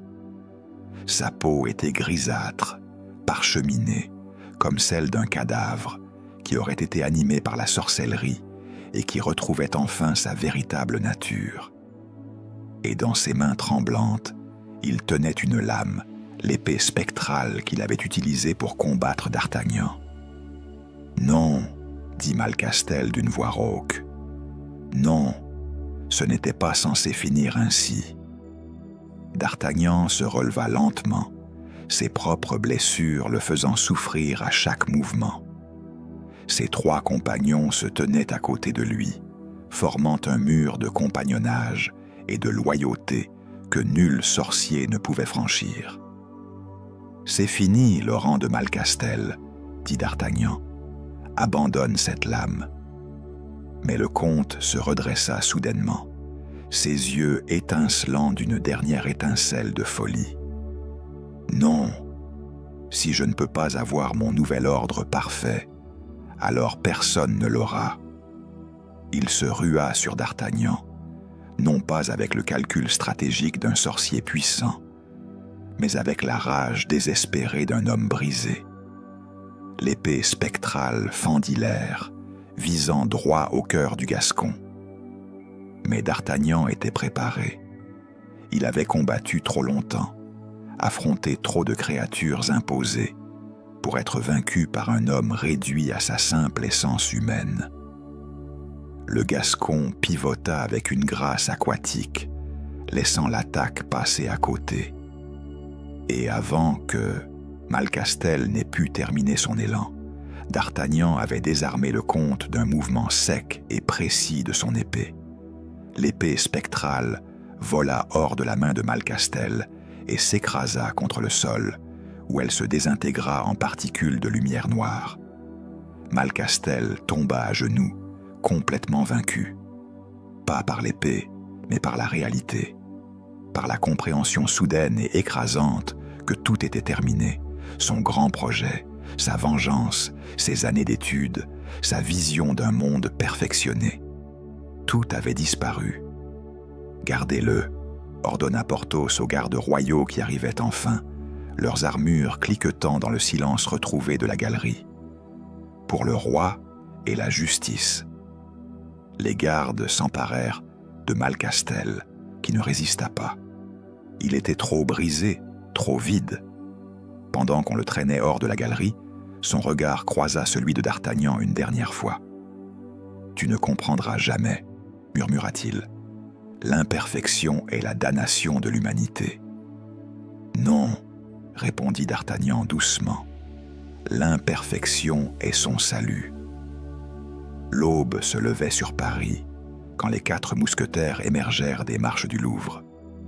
Le soleil teintait le ciel de rose et d'or, transformant la Seine en un ruban de feu liquide.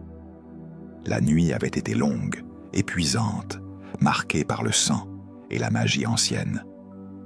Mais l'aube apportait avec elle une promesse de renouveau, de vie ordinaire qui continuerait de couler dans la capitale malgré les horreurs qui l'avaient déchirée. Monsieur de Tréville les attendait au pied des marches, flanqué de 2 gardes royaux. Et derrière lui se tenait le roi lui-même, reconnaissable à la couronne qu'il portait et à la dignité qui irradiait de sa présence.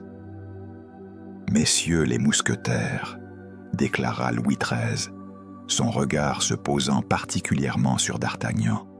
« Vous avez servi la France au-delà de ce que n'importe quel homme aurait pu accomplir. » Porthos, Aramis et Athos s'agenouillèrent d'instinct. D'Artagnan fit de même, malgré ses blessures. « Relevez-vous », ordonna le roi. « Les héros ne s'agenouillent que devant Dieu. » Ils se levèrent, et le roi s'approcha de d'Artagnan. Pendant un instant, le jeune Gascon pensa que le monarque allait le féliciter officiellement, lui offrir une promotion ou une quelconque récompense matérielle. Mais au lieu de cela, Louis XIII posa sa main sur l'épaule de d'Artagnan et dit simplement « Merci. Vous m'avez rappelé pourquoi la France a besoin d'hommes comme vous. Pas de perfection, juste de courage, juste de l'honneur. » D'Artagnan hocha la tête, trop ému pour parler. Le roi s'éloigna ensuite, suivi de sa garde. Monsieur de Tréville s'approcha des 4 mousquetaires, son regard reflétant la fierté du guerrier qui voit ses hommes revenir vivants d'une bataille impossible. « Reposez-vous, dit-il simplement. Vous l'avez bien mérité. » Ce soir-là, dans les quartiers pauvres du Marais, D'Artagnan était seul dans sa chambre. Planchet lui avait pansé les blessures avec expertise, utilisant des herbes et des onguents qui soulagèrent la douleur. Le Gascon se tenait à la fenêtre, regardant le coucher de soleil transformer le ciel en un dégradé de pourpre et d'or. Et dans sa main, il tenait le gant blanc, celui qui avait marqué le début de toute cette histoire, celui qu'il avait trouvé sur le Pont-Neuf cette nuit terrible où un inconnu masqué l'avait provoqué en duel. Le gant était maintenant inerte, dépourvu de toute essence magique. C'était juste un objet, du cuir blanc, un sceau gravé. Rien de plus. Mais D'Artagnan le garda précieusement, le plaçant dans une petite boîte en bois qu'il posa sur son bureau. Un souvenir, une preuve qu'il était vivant, une preuve que l'ombre pouvait être affrontée et vaincue, non pas par la perfection, mais par l'imperfection elle-même, par le courage imparfait, par l'honneur fragile, par la volonté d'un jeune homme de vivre selon ses principes, même face à l'impossible. Il entendit un coup à sa porte. Ses 3 compagnons entrèrent, chacun portant une bouteille de vin, du bon vin, celui que Porthos affectionnait particulièrement. « Nous avons pensé, » dit Athos avec son sourire rare, « que cette nuit aurait mérité une célébration entre amis. »« Une célébration d'être vivant, » ajouta Aramis. « Et de ne pas être des copies vides de nous-mêmes, » compléta Porthos avec son rire tonitruant. D'Artagnan sourit, le premier vrai sourire depuis ce qui semblait une éternité.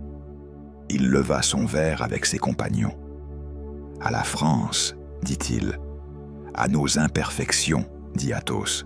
« À notre humanité, dit Aramis. « À l'amitié, dit Porthos. » Ils trinquèrent, et dans le ciel qui s'assombrissait lentement, les premières étoiles commencèrent à briller, chacune imparfaite, chacune unique, chacune irremplaçable. Et quelque part dans les profondeurs souterraines du château de Malcastel, les derniers miroirs se fissuraient lentement, se transformant en poussière, libérant les âmes que le sorcier avait emprisonnées. Les morts pouvaient enfin reposer. Les ombres s'étaient dissipées.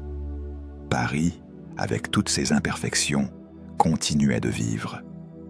Et D'Artagnan, le jeune Gascon qui avait choisi la lumière plutôt que la perfection, reprenait son chemin de mousquetaire. Un chemin parsemé de périls, certes, mais illuminé par l'espoir et l'honneur. Car voilà la vérité que Malcastel n'avait jamais comprise. Le courage n'existe que face à la peur, et l'honneur n'a de valeur que parce qu'il est un choix, pas une certitude. Et c'est précisément cela qui rend un homme véritablement vivant. Fin de l'histoire. Merci de l'avoir suivi dans sa totalité. Pensez à vous abonner si vous ne l'avez pas encore fait, et dites-nous en commentaire ce que vous avez pensé de cette histoire. À bientôt sur Slipodo.